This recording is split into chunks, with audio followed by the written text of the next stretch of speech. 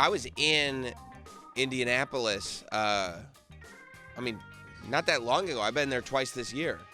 It didn't feel that dangerous. I walked. Out alive, huh? As a matter of fact, if you remember, when I came back from Indianapolis, I was talking about how much I love that city because it's built for events, because everything is in a half mile, and you can literally walk anywhere. And at no point did I bring up, although the many hidden dangers in the streets really have to be acknowledged.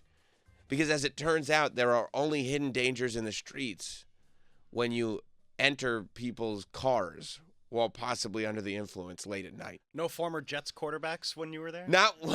Chad Pennington wasn't walking around with a machete? No, not when I was there. Okay. I mean, this Mark Sanchez story. It's my favorite story. What an incredible turn of events this whole thing has become. This is one of those, you've got a full true crime series over the course of about 3 days. It's been unbelievable. So over the weekend, the story breaks that Mark Sanchez, beloved, former, Jets quarterback? The butt fumbler himself. The butt fumbler himself. Has been... And you go like this. What will he ever do that's more noteworthy than the butt fumble? Well, maybe that's why he did this. Maybe he'll be remembered for his post-football career even more. He became a broadcaster. Sure, he's on Fox now. Yeah, maybe his broadcasting career is what will make him a bigger household name than the butt fumble. He's what, Mike? The B team? C team? I don't catch his games too much because it's usually he's not the A team. He was in Indianapolis, right? How dare you? Although they are playing well this year, See? But I think they planned that in advance of the season. He is very good though. Yeah, as an announcer. Yeah, because he really bad. millennials it up. He doesn't mind getting a little risque, having some fun in there. I like that because he's 38. Yeah. So it's like he's compared to the rest of the people in the booth, a little youth. Yeah, love the Sanchez. Right. Plus, sometimes he'll take a few jabs at the competition. Oh my goodness, I can't imagine. And apparently he likes to go out and have a couple cocktails every now and then. It would appear. I guess, I don't know. Well, because he goes maybe he goes to Indianapolis, and he's out. It's not that late, but 12:30, something like that. Gets in a day or two early. And of course, got to acclimate to the clock. Of Indianapolis? Yeah, he's got to get on Indianapolis time, so you got to get there a little early. That's what I always do, get on Indianapolis time, and just acclimate to the city. And part of that is the nightlife, I'm sure. But he got stabbed, Mark Sanchez got stabbed. And over the weekend, people at first are going, "This is terrible. I can't believe the butt fumbler got stabbed. I can't believe Mark Sanchez got attacked like this." And, first fans are doing it, and then Twitter starts to light up, and then the governor of Indianapolis goes, "This is what I'm talking about. We got to clean up these streets. It's too violent out there. There's too many violent criminals out there." And I don't think he for sure had allowed all the details to come out. What details do you need to come out? Well, Mark Sanchez gets stabbed. Mark Sanchez gets stabbed. Oh, my God, get better. There's too many violent criminals on the street. Another Democrat-led city. Right, and somehow 3 days later, Mark Sanchez as a felony. So the way apparently this story goes is first what started to make everybody question things was they go, so one guy must have said this. Yeah, but you should see the other guy. Mark Sanchez legitimately got messed up. Oh, yeah. He had stab wounds. He was in the hospital, the whole thing. He is, he's still there. Right. Yeah, it's because he's handcuffed to the bed. Right, he can't leave. But somebody said, you should see the other guy. Because then they went and saw the other guy, and they went, oh, no. Oh, God, no. I mean, it looks like his jaw was almost completely taken off of his neck. Find the real picture. It's the damage that happened to this other guy. And when you see that type of damage on the other guy, that's when you start going, wait, oof. Look at the gash from his, almost, inches below his nostril, all the way down to his ear.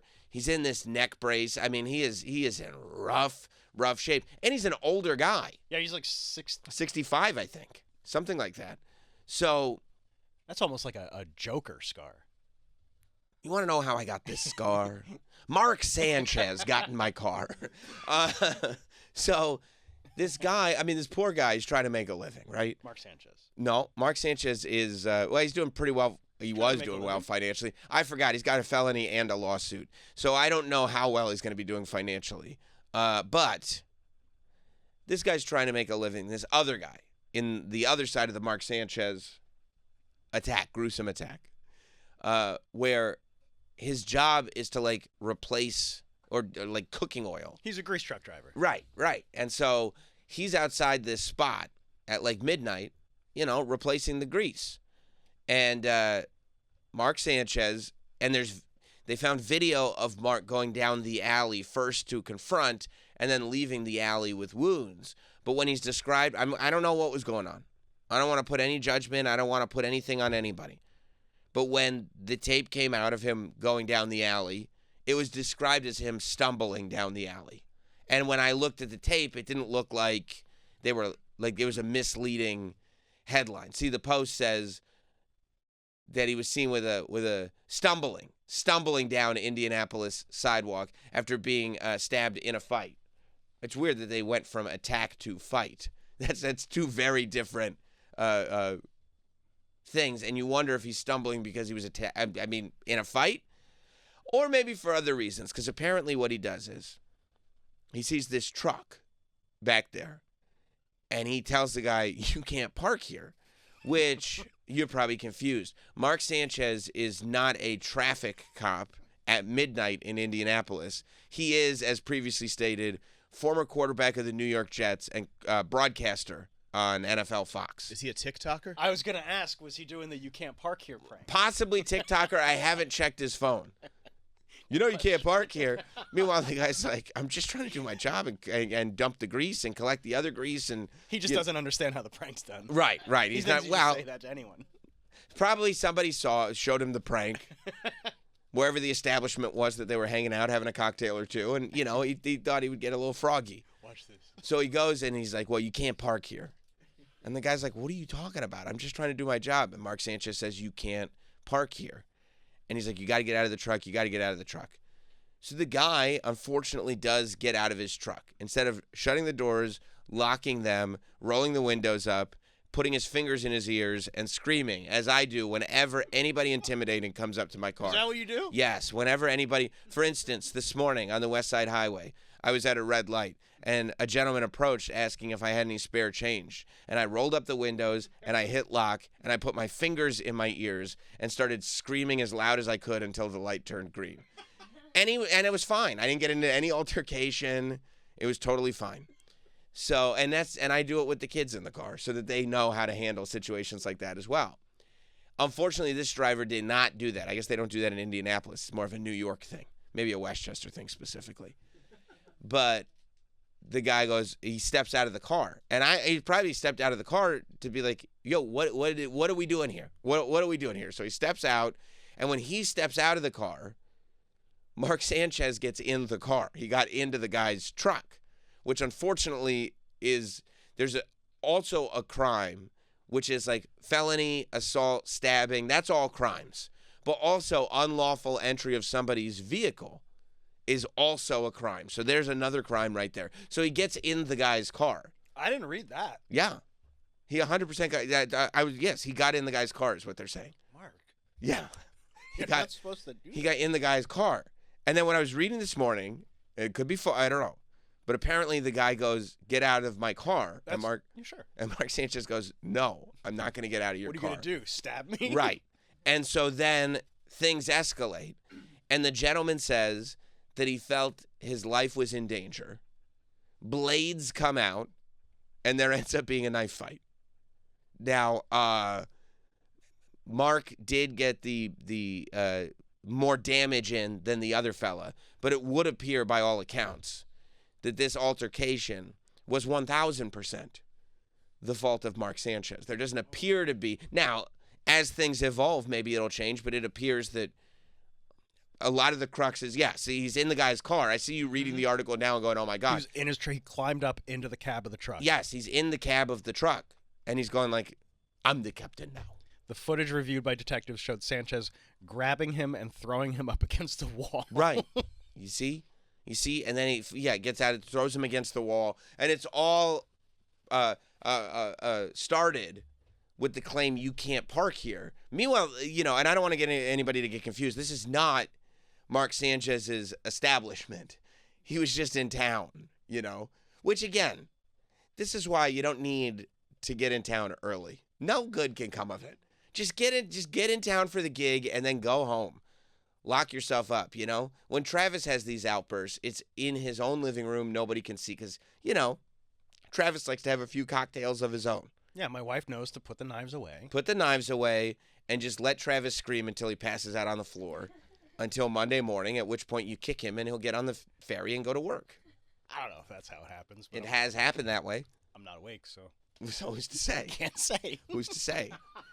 You just kind of shake yourself off and realize you're on the boat already. Yeah. Well, all right. I guess it's time right. to produce a show. Better send some news stories. Yeah. Yeah. So this is Mark Sanchez got himself in a bit of trouble. Pepper sprayed Mark Sanchez. That's what he did to try to defend himself, to try to get him away. Mark Sanchez, and that's also bad for Mark Sanchez, because when you pepper spray somebody, it usually is because you perceive a conflict is coming. Mm-hmm. If you're going to pepper spray Mark Sanchez, it's probably because Mark Sanchez is coming at you. You don't, pepper spray. If it's an assault, just a straight up, I'm going to go assault you. You don't hear about that in a robbery. If somebody's trying to, mug you, they don't pepper spray you because you tend to panic when you get pepper sprayed. You're like, it's a, hey, get away from me. Here's pepper spray. It's going to give me a chance to try to escape. And so, he pepper sprayed Mark Sanchez. Fight breaks out. Knife wounds happen. Mark Sanchez catches a couple. The other guy gets it a lot worse. I don't understand how Mark other Sanchez guy is got hurt. is a millionaire who's a football player and a broadcaster. The other guy's a grease truck driver. Maybe he makes his money in Greece. So that would be where he makes his money, but it's probably not as much. It's not like gold. No, but a lot of people think it is. And they'll go and steal it. It's bad. Okay. Yeah. So, I guess, is Mark Sanchez on leave from his broadcasting duties, or have they not yet made an announcement? He was not at the Sunday Colts game. Because he had knife wounds. Yeah. There's the knife wounds. I don't think Fox Sports has said anything other than, what do you think is their official statement? What do you think? You go, is Mark Sanchez still on the team? Is he still in good standings? And their official statement has been, what do you think? We're reading the same things you are. It gets worse literally every day. So he is up, for a felony now, I believe, which it's bro, I'll never understand people who they have it all. You know what I mean? You got out of the game before you were 40. You got out of the game in your mid-30s. Great time to get out of the game. You made your money in the game. You made your mark. You got a butt fumble. You have a thing people remember you for. You have a career in broadcasting. And let me tell you, was he on the A team? No. But guess what? It's literally the best gig. You make good money. You don't need $100 million. Nobody's ever going to spend $100 million. And if you do, you're probably a supervillain that's making LexCorp or something like that. You get a couple $1,000,000 in the bank. You have very little pressure because they're not going to fire anybody off the C team. They're not going to blame the C team if ratings aren't great. They're going to blame the A team. Then they're going to go to the B team. You got everything you need. And then you got to go and get into knife fights with grease truck drivers. I just don't. Here's the world on a silver platter. Oh, does the silver platter come with a knife that I can use to get into a knife fight with a grease truck driver? What are we doing? It's just so easy. And he's only 38. He literally could broadcast for, if he wanted to, 5 years, and then be done. Put the money in investments, have a nice, humble life. But no, he's got to get into knife fights with grease truck drivers. There's something about being blackout drunk that the blackout just takes you where it's going to take you. No, I guess so. But you know what? When you're in the position that Mark Sanchez is in, maybe you go like this. I got to stop getting blackout drunk because the blackout tends to take me wherever it's going to take me. And that's a huge risk. It's one thing when you're a young man and you're convinced that you're invincible because you're a young man, and also you got nothing to lose because you haven't established anything yet. But when you're 38 and you've got it all, to still be getting blackout drunk in Indianapolis, of all places, is insane. The night before you're supposed to call a game. You got a game tomorrow. Are you really like that comfortable with the gig that you get blackout and it's like, what do I got to do tomorrow? Call a game? I could do that in a post blackout haze. Let's literally try that. What if the gals from People magazine ask you out for drinks after work? Well, then you got to go full Cheyenne.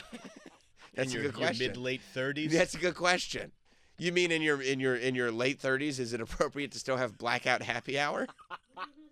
Well, the sun's still out. Sure, sun's out, guns out. Of course. Sometimes you got to do it, but get the gals to stay away from the grease truck drivers.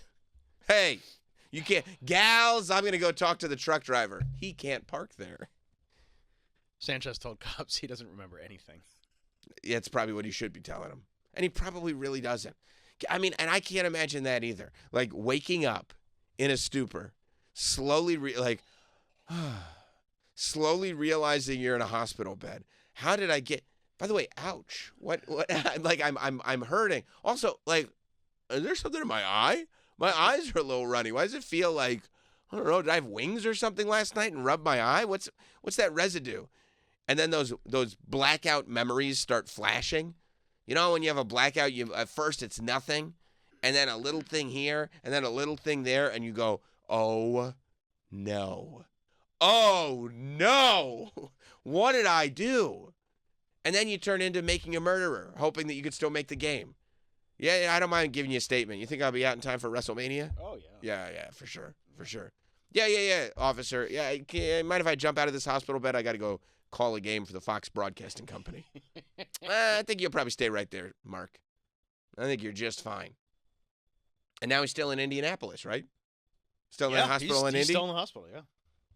I mean, luckily, it's a great city, but I'm sure they're taking care of him. Oh, he's an avid fan of musical theater. Really? I didn't know Mark Sanchez was into music. You know what? I think we should look into this grease truck driver. I think he might have been. I think this governor was onto something. What's his favorite show?